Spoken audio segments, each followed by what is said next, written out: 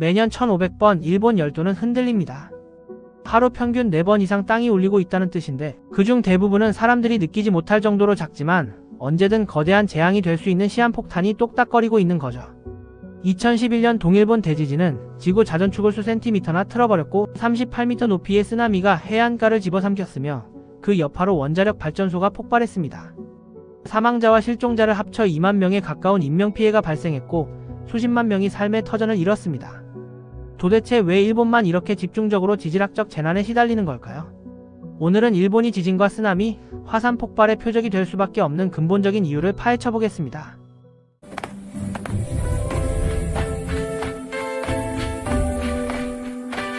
지구의 표면은 하나로 이어진 단단한 껍질이 아니라 거대한 퍼즐 조각들이 맞물려 있는 형태인데 이 조각들을 지각판이라고 부릅니다.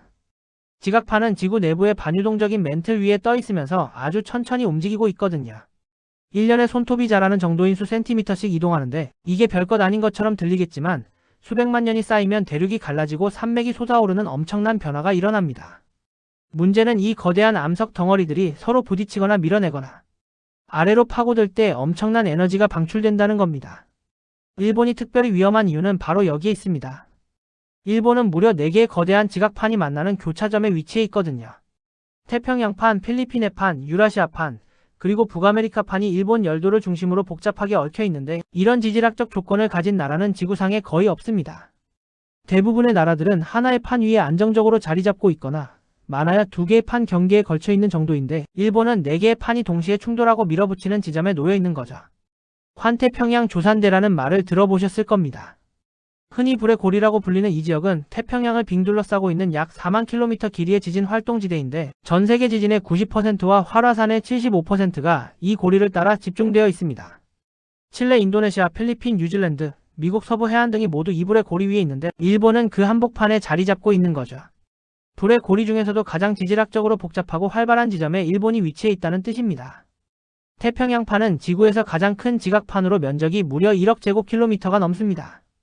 이 거대한 판이 서쪽을 향해 끊임없이 이동하고 있는데 일본 동쪽 해안에서 북아메리카판과 충돌하게 됩니다.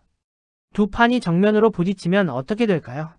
더 무겁고 밀도가 높은 태평양판이 북아메리카판 아래로 파고 들어가는데 이 과정을 섭입이라고 부릅니다. 섭입은 지구에서 가장 강력한 지질학적 과정 중 하나로 엄청난 에너지와 열을 발생시키거든요. 섭입되는 지구 껍질의 압력솥과 같습니다. 한 판이 다른 판 아래로 밀려 들어갈 때 상상을 초월하는 응력이 쌓이는데 판들이 매끄럽게 미끄러지는 게 아니라 서로 맞물려서 움직이지 못하다가 어느 순간 한계점을 넘으면 폭발적으로 에너지를 방출합니다. 이게 바로 지진이 발생하는 원리입니다. 일본 해구라 불리는 이 해저 단층선은 일본 동쪽 연안을 따라 남북으로 길게 뻗어 있으며 수심이 무려 8,000m에 달하는데 세계에서 가장 깊은 해저 협곡 중 하나입니다. 하지만 태평양판만 움직이는 게 아닙니다. 일본 남쪽에서는 필리핀해판이 또 다른 움직임을 보이고 있거든요. 필리핀해판은 유라시아판 아래로 섭입하고 있는데 이 경계면이 바로 난카이 해곡입니다. 난카이 해곡은 시즈오카현에서 규슈까지 이어지는 약 900km 길이의 해저 단층으로 역사적으로 규모 8 이상의 대형 지진을 여러 차례 일으킨 위험지역이죠. 동쪽에서는 태평양판이 파고들고 남쪽에서는 필리핀해판이 파고드는 이중 섭입 구조가 일본을 둘러싸고 있는 겁니다. 유라시아판과 북아메리카판도 빠뜨릴 수 없습니다. 이 두 판은 서로 섭입하지는 않지만 경계면에서 복잡한 상호작용을 하고 있거든요. 유라시아판은 일본 서쪽 대부분을 덮고 있고 북아메리카판은 일본 북동부와 홋카이도 지역을 지지하고 있습니다. 이 두 판의 경계가 만나는 지점에서도 단층과 압력대가 형성되어 지진 활동에 기여하죠. 마치 4개의 거대한 벽이 사방에서 끊임없이 밀어붙이는 좁은 구석에 갇혀있는 것과 같은데 일본 열도가 바로 그 구석에 해당하는 겁니다. 지진이 발생하는 원리를 좀 더 쉽게 설명해 볼게요.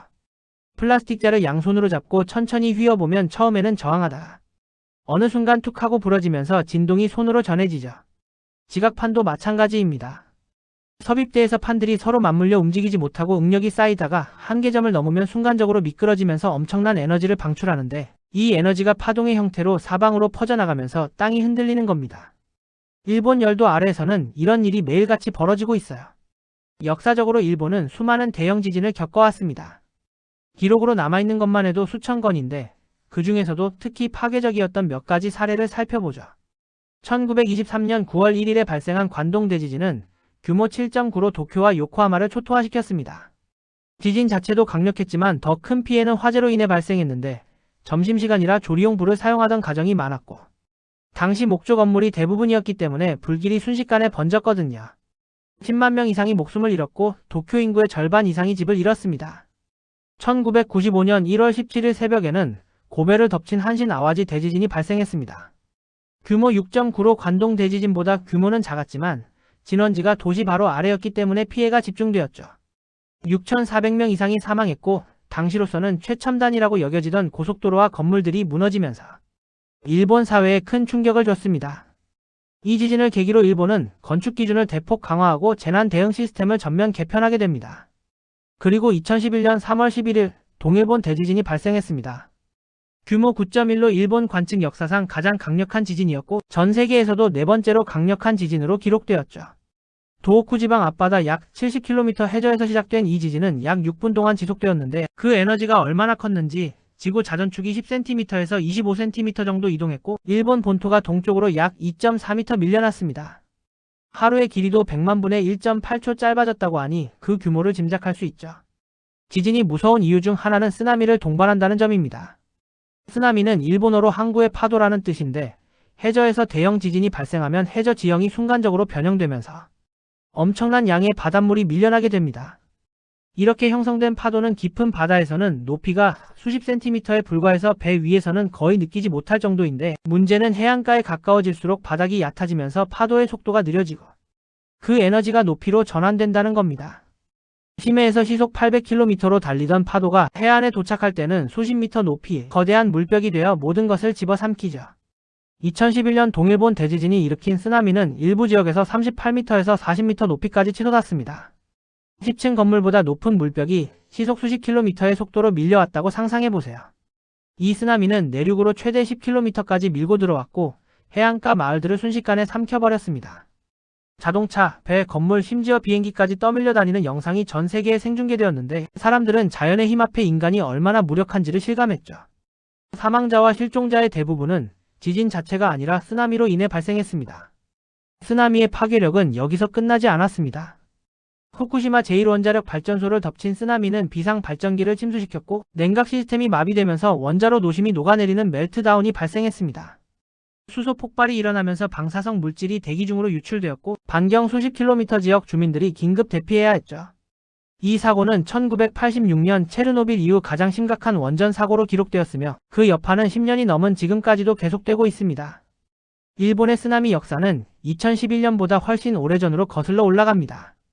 서기 869년에 발생한 조간 쓰나미는 현재의 미야기현 센다이 지역을 덮쳤는데 고문서와 퇴적물 분석 결과 2011년 쓰나미와 놀라울 정도로 비슷한 규모였던 것으로 밝혀졌습니다. 해안에서 수 킬로미터 내륙까지 바닷물이 들어찼던 흔적이 발견되었거든요.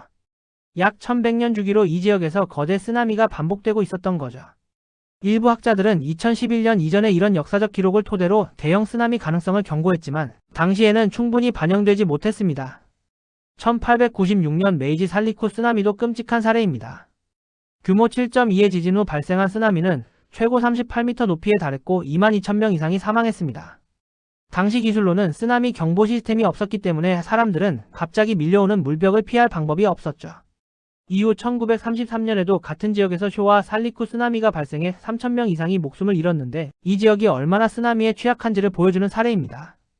지진과 쓰나미만으로도 충분히 위협적인데 일본에는 또 다른 위험 요소가 있습니다. 바로 화산입니다. 일본에는 현재 111개의 활화산이 있는데 이는 전 세계 활화산의 약 10%에 해당하는 숫자입니다. 좁은 국토 면적을 고려하면 화산 밀도가 엄청나게 높은 거죠. 이 화산들 중 약 50개는 상시 감시 대상으로 분류되어 있으며 언제든 분화할 가능성이 있는 것으로 평가됩니다. 화산 활동 역시 섭입 현상과 직접적으로 연결되어 있습니다. 한 지각판이 다른 판 아래로 파고들면 깊이 100km 이상까지 내려가게 되는데 이 깊이에서는 엄청난 열과 압력으로 인해 암석에 포함된 수분이 방출되면서 주변 맨틀의 용융점을 낮추거든요. 그 결과 암석이 녹아 마그마가 형성되고 이 마그마가 밀도 차이로 인해 위로 상승하면서 지표면에 화산을 만드는 겁니다. 섭입대와 평행하게 화산들이 줄지어 형성되는 이유가 바로 이것이죠. 일본의 상징인 후지산도 사실 활화산입니다. 높이 3,776m로 일본에서 가장 높은 산이며 완벽에 가까운 원뿔형 모양 덕분에 수천 년간 예술과 문화의 영감이 되어왔죠. 하지만 마지막으로 분화한 게 1707년 호에이 분화인데 이때 도쿄까지 화산재가 날아가 쌓였습니다. 300년 넘게 잠들어 있지만 지질학적으로 보면 언제든 다시 깨어날 수 있는 상태예요. 만약 후지산이 대규모 분화를 일으킨다면 수도권에 미치는 영향이 막대할 것으로 예상되는데 화산재로 인한 교통마비와 전력망 손상만으로도 수조엔의 경제적 피해가 발생할 수 있습니다. 후지산 외에도 일본 전역에는 성층화산, 분석구, 용암돔 등 다양한 형태의 화산들이 분포해 있습니다. 성층화산은 용암과 화산재가 번갈아 쌓여 만들어진 것으로 아름다운 원뿔 모양이 특징인데 후지산과 사쿠라지마 등이 여기에 속합니다. 이런 화산들은 폭발력이 매우 강해서 한번 분화하면 광범위한 피해를 일으킬 수 있죠. 분석구는 비교적 작은 화산으로 단일 분화로 형성되며 용암돔은 점성이 높은 용암이 서서히 솟아올라 형성된 것입니다. 화산 폭발의 위험성은 용암만이 아닙니다. 오히려 용암은 천천히 흐르기 때문에 피할 시간이 있는 편인데 진짜 무서운 건 화쇄류입니다. 화쇄류란 뜨거운 가스와 화산재, 암석 파편이 뒤섞여 시속 수백 킬로미터의 속도로 산 사면을 타고 내려오는 현상인데 온도가 섭씨 300도에서 800도에 달하고 속도가 너무 빨라서 도망칠 틈이 없습니다. 화쇄류가 지나간 자리에는 생명체가 살아남기 어렵죠. 1792년 운젠산 분화는 일본 역사상 최악의 화산재해로 기록되어 있습니다. 분화로 인해 산의 일부가 무너져 내리면서 거대한 산사태가 발생했고 이 산사태가 바다로 밀려 들어가면서 쓰나미를 일으켰거든요. 시마바라 대재해라 불리는 이 재해로 1만 5천 명 이상이 사망했는데 화산이 지진과 쓰나미를 동시에 유발할 수 있다는 것을 보여주는 사례입니다. 1991년에도 운젠산은 다시 활동을 시작해서 화쇄류로 43명의 목숨을 앗아갔는데 그 중에는 화산을 촬영하던 기자와 화산학자들도 포함되어 있었습니다. 비교적 최근인 2014년 9월에는 온타케산이 예고 없이 분화했습니다. 온타케산은 일본에서 두 번째로 높은 화산으로 등산객들에게 인기 있는 산이었는데 분화 당시 정상 부근에는 약 300명의 등산객이 있었습니다. 갑자기 폭발과 함께 뿜어져 나온 화산재와 암석 파편이 사람들을 덮쳤고 63명이 목숨을 잃었죠. 이 사건은 90년 만에 일본에서 가장 많은 사망자를 낸 화산재해였는데 화산이 언제 분화할지 예측하는 것이 얼마나 어려운지를 보여주는 사례입니다. 규슈 남부의 사쿠라지마는 일본에서 가장 활발하게 활동하는 화산 중 하나입니다. 거의 매일 소규모 분화를 일으키고 있어서 인근 가고시마시 주민들은 화산재가 일상의 일부가 되어버렸죠. 세탁물을 밖에 넣을 수 없고 자동차에는 항상 화산재가 쌓이며 학교에서는 화산재 피해 대비 훈련을 정기적으로 실시합니다. 화산과 함께 사는 삶이 어떤 것인지를 보여주는 독특한 사례예요. 그런데 흥미로운 점이 있습니다. 이렇게 위험천만한 지질학적 조건이 일본에 재앙만 가져다주는 건 아니거든요. 화산 활동으로 인해 일본은 풍부한 지열 에너지를 보유하고 있습니다. 지하에서 올라오는 열을 이용해 증기를 만들고 터빈을 돌려 전기를 생산할 수 있는데 이건 화석 연료에 의존하지 않는 친환경 재생 에너지원이죠. 일본의 지열 발전 잠재량은 세계 3위 수준으로 앞으로 에너지 자립을 위한 중요한 자원이 될 수 있습니다. 또한 화산지대 곳곳에서 솟아나는 온천은 일본 문화의 중요한 부분입니다. 베푸, 하코네, 쿠사츠 등 유명 온천 지역은 관광산업의 핵심이며 수천 년간 일본인들의 휴식과 치유의 공간이 되어왔죠.